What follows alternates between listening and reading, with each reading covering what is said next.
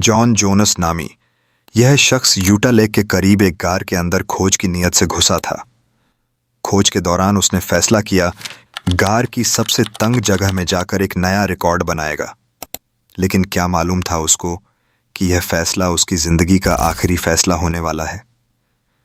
वो नटी पटी के नाम से पहचानी जाने वाली इस गार के तंग रास्तों में रंगता हुआ आगे बढ़ रहा था, लेकिन रास्ता भटक कर गलती से गार के ऐसे हिस्से में घुस बैठा जहां आज तक कोई भी नहीं गया था। कब्र जितनी तंग जगह जिसमें हाथ हिलाना तो दूर की बात, सांस लेना भी मुश्किल था, और बदकिस्मती से इसी कंडीशन में जॉन उल्टा फंस गया। यह कहानी है 26 साला जॉन जोनस की, जिसकी जिंदगी के आखिरी 27 घंटे इसी गार में गुजरे। यूटा की सॉल्ट लेक सिटी के करीब छोटी छोटी चट्टानें हैं जिनके अंदर यह नटी पटी नामी हाइड्रोथर्मल केव मौजूद है। 1960 में पहली बार यह गार डेल ग्रीन नामी शख्स ने डिस्कवर की, और तब से लेकर यहाँ हजारों मन चले। नौजवान अपने हुनर का इम्तिहान लेने आने लगे। नटी पटी केव अपने तंग फिसलने वाले टेढ़े रास्तों की वजह से काफ़ी मशहूर है, जिसके अंदर जाने का सिर्फ एक ही रास्ता है, और वह भी सिर्फ 30 इंच चौड़ा। यानी कि वह नौजवान जिनकी कमर और छाती 30 इंच से कम है, सिर्फ वही इसके अंदर जा सकते हैं। यहाँ हर साल करीब 2000 लोग अपने हुनर को चमकाने के लिए आते रहे, लेकिन फिर 1999 से लेकर 2004 के दरमियान यहाँ कुछ हादसे हुए, और फिर गार की सेफ्टी को लेकर बहुत सवाल उठाए जाने लगे। एक मौके पर 23 साला नौजवान गार की गहराई में 100 घंटे तक फंसा रहा, और दूसरे मौके पर एक नौजवान पूरी रात गार में उल्टा फंसा रहा।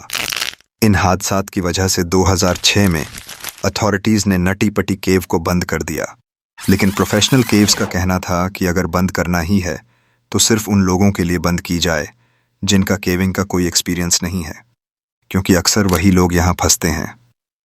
दूसरी तरफ ऑफिशियल्स का कहना था कि नटी पटी केव किसी टाइम बॉम्ब से कम नहीं है, जो किसी भी वक्त किसी की जान ले सकती है।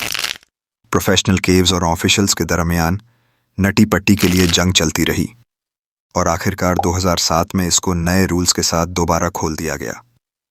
एक मैनेजमेंट कमेटी बनाई गई जो रे के अंदर सिर्फ उन्हीं लोगों को जाने की परमिशन देगी जिनका केविंग में अच्छा खासा एक्सपीरियंस हो और जिनके पास प्रोफेशनल इक्विपमेंट्स भी हो। नटी पटी में जाने के लिए 21 दिन पहले ही परमिट के लिए अप्लाई करना पड़ता था, और इसी परमिट के लिए सॉल्ट लेक सिटी के 2 भाइयों जॉन और जॉश जोन्स ने भी अप्लाई किया।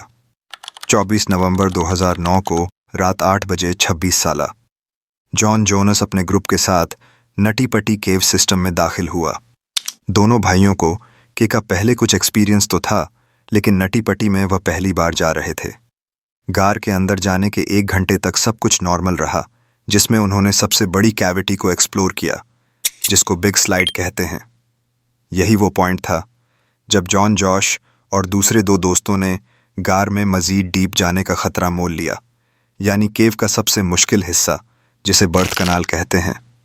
बर्थ कनाल इतना तंग है कि आज तक बहुत ही कम लोग इसके करीब जा चुके हैं। न सिर्फ इंतहा तंग, बल्कि इसका रास्ता ढूंढना भी काफी मुश्किल है। माज में भी कई लोग बर्थ कनाल के रास्ते में फंस चुके थे, लेकिन जॉन, उसका भाई और 2 दोस्त काफी फिट थे, तभी उन्होंने बर्थ कनाल तक जाने का फैसला किया, जबकि बाकी टीम मेंबर्स पीछे ही रहे। बर्थ कनाल तक जाने का आइडिया भी असल में जॉन का ही था, इसी वजह से वो इन सबसे आगे आगे था।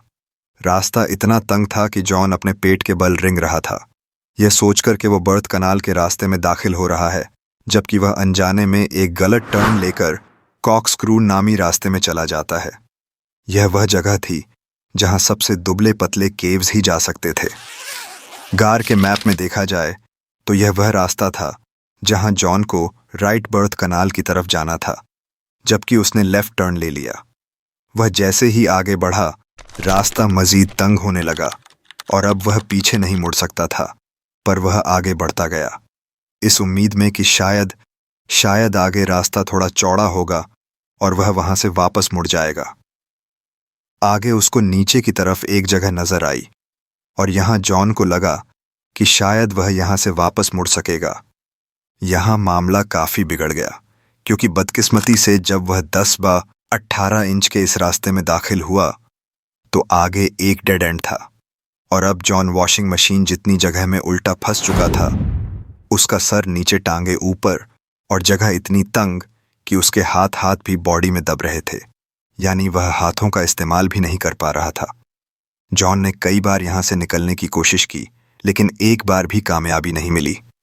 अब इस वक्त जॉन ने अपने भाई को आवाज देना शुरू कर दी। कुछ मिनटों के बाद जब जॉश वहां आया तो उसको जॉन की सिर्फ टांगे नजर आई। पहले उसने अपने भाई की इस हालत का मजाक बनाया, लेकिन जब उसको इस संगीन हालत का अंदाजा हुआ तब जश भी घबरा गया।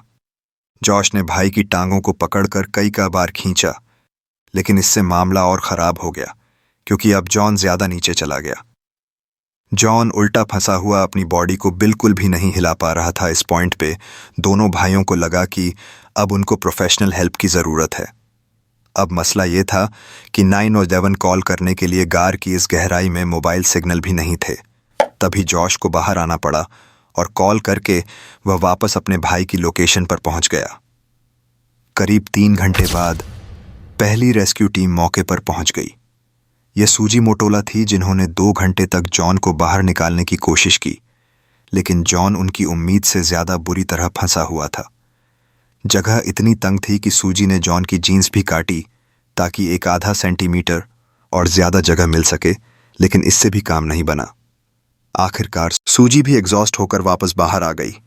बाहर जॉन की बीवी, उसकी बेटी और रेस्क्यू टीम के 30 लोग और भी पहुंच चुके थे।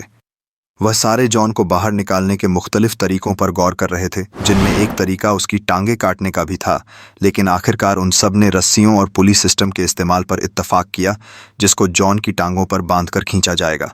पर मसला यह था कि मुख्तलिफ पुलिस को गार के पत्थरों में ऐसे ड्रिल करके लगाना है ताकि रस्सियां पत्थर से ना टकराए, और सारा लॉर्ड पुली पर पड़े पुली को गार के पत्थरों में ड्रिल करके फीक किया जाने लगा, जिसमें खतरा था कि पत्थर टूटकर रास्ता बंद भी कर सकते हैं। लेकिन फिलहाल इसके अलावा और कोई ऑप्शन नहीं था। ड्रिलिंग के दौरान कुछ पत्थर टूटकर स्लाइड करते हुए जॉन के ऊपर भी गिरे। 700 फुट की गहराई में यह काम करना जहां काफ़ी मुश्किल था, वहीं काफ़ी टाइम कंज्यूमिंग भी, और ऊपर से तंग रास्ते की वजह से एक वक्त में सिर्फ एक ही रेस्क्यू वर्कर अंदर जा सकता था। ऊपर रेस्क्यू वर्कर्स की तादाद अब 100 से ज़्यादा हो चुकी थी, लेकिन वह सारे कुछ नहीं कर पा रहे थे, और लगे हाथ रेस्क्यू टीम में मौजूद एक डॉक्टर ने मामले को मजीद संगीन बना दिया।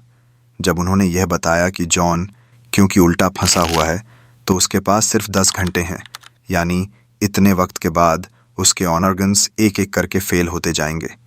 इंसानी जिस्म सीधा रहने के लिए बना हुआ है, जिसमें दिल की लोकेशन बॉडी के ऊपर वाले हिस्से में है। हार्ट पंप करके पूरी बॉडी को खून सप्लाई करता है, और तकरीबन 80 पर खून नीचे वाले हिस्सों को सप्लाई होता है, जहां ग्रेविटी की मदद से सप्लाई आसानी से पहुंच जाती है। लेकिन क्योंकि अब जॉन उल्टा है तो उसके हार्ट को ज्यादा जोर लगाकर 80 पर बॉडी तक खून ऊपर की तरफ पंप करना होगा, जिसमें हार्ट को ओवर टाइम काम करना पड़ेगा। डॉक्टर का कहना था कि इससे जॉन को किसी भी वक्त हार्ट अटैक आ सकता है। यह जानने के बाद रेस्क्यू वर्कर्स ने जॉन को कम से कम सीधा करने के लिए कोशिश और तेज कर दी। घंटों इंतजार के बाद पुलिस इंस्टॉल हुई और जॉन को टांगों से पकड़कर खींचा गया, लेकिन जल्द ही वह नए मसलों में फंस गए। जैसा कि जॉन की टांगे ऐसी पोजीशन में थीं कि वह बेंड नहीं हो पा रही थी, और जब वह टांगों को खींचते तो पैर गार की छत से टकरा जाते। खैर, बड़ी मुश्किल से उन्होंने जॉन को इस गड्ढे से काफी बाहर निकाल लिया, लेकिन आखिरी वक्त में एक पुली गार की दीवार से निकल गई और अब जॉन वापस वहीं फंस गया जहां वह पहले था। जॉन अब काफी पैनिक हो रहा था। तभी 2 वे कम्युनिकेशन सिस्टम अंदर भेजा गया ताकि वह अपनी बीवी से बात करके थोड़ा रिलैक्स हो सके। यह तरीका काम कर गया और जॉन काफी हद तक बेहतर हो गया। आखिरकार 19 घंटों के बाद जॉन को दोबारा से खींचने की तैयारियां मुकम्मल हो चुकी थीं। यह काम बहुत संभल कर करना था, क्योंकि हर एक खिंचाव पर जॉन की टांगों पर बहुत प्रेशर पड़ रहा था। बड़ी मुश्किल से इस बार उसको काफी हद तक बाहर निकाल लिया गया, इतना बाहर कि अब उसका फेस रेस्क्यू वर्कर देख सकता था। उस रेस्क्यू वर्कर ने बाद में बताया कि जॉन की आंखें लाल थीं और उसके फेस पर खुशी के लम्हा थे। पिछले 19 घंटों में पहली बार जॉन उस तंग रास्ते नुमा घड़े से बाहर देख पा रहा था। अब सिर्फ एक आखिरी पुल की जरूरत थी और जॉन पूरी तरह उस घड़े से बाहर आ जाता। लेकिन तभी अचानक एक झटके से दोबारा पुली फेल हो गई और जॉन वापस से उसी जगह में जाकर फंस गया जहां वह पिछले करीब 20 घंटों से फंसा था। जॉन जोनस को बचाने के आखिरी अटेम्प्ट में उसके गिर्द पत्थरों को ड्रिल करके तोड़ने की कोशिश की गई, लेकिन शायद अब बहुत देर हो चुकी थी। जॉन ने हिलना जुलना बंद कर दिया और वह किसी बात का जवाब भी नहीं दे रहा था। उसकी बीवी ने भी रेडियो पर जॉन को होश मिलाने की कोशिश की, लेकिन कोई फायदा नहीं हुआ। इस पॉइंट पर एक बहादुर पैरामेडिक को जॉन की पल्स लेने के लिए नीचे भेजा गया। जिस बात का सबको शक था वही हुआ। जॉन जोन्स को 25 नवंबर 2009 रात को 1150 पर मुर्दा करार दे दिया गया। जॉन की बीवी को यह खबर सुनकर बिल्कुल यकीन नहीं आया कि उसका हस्बैंड इतनी छोटी गलती की वजह से मर गया है। वह इस उम्मीद में थी कि शायद टांग से नब्ज सही से चेक नहीं हुई होगी और उसका हस्बैंड अभी भी जिंदा है, लेकिन जो हकीकत थी वह सबके सामने थी। पर जिस चीज की डॉक्टर्स ने सिर्फ 10 घंटे के बाद उम्मीद की थी, जॉन की अच्छी हेल्थ की वजह से वह मजीद 17 घंटे तक जिंदा रह पाया। जॉन की डेड बॉडी को बाहर निकालने के कई प्लान्स बनाए गए, जिसमें बॉडी को 2 हिस्सों में निकालने का आइडिया भी सामने आया, लेकिन आखिरकार यह फैसला किया गया कि बॉडी को वहीं छोड़कर पूरी नटी पट्टी केव को हमेशा हमेशा के लिए बंद करके जॉन की कब्र डिक्लेयर कर दिया जाए। आज भी जॉन जोन्स की डेड बॉडी नटी पट्टी गार के अंदर उसी पोजीशन में मौजूद केव एक्सप्लोरेशन के खतरा की याद दिलाने का काम कर रही है, और गार के बाहर उसकी याद में लगाई गई एक तख्ती भी मौजूद है। उम्मीद है यह वीडियो भी आप लोग भरपूर लाइक और शेयर करेंगे। आप लोगों के प्यार भरे कमेंट्स का बेहद शुक्रिया। मिलते हैं अगली शानदार वीडियो में।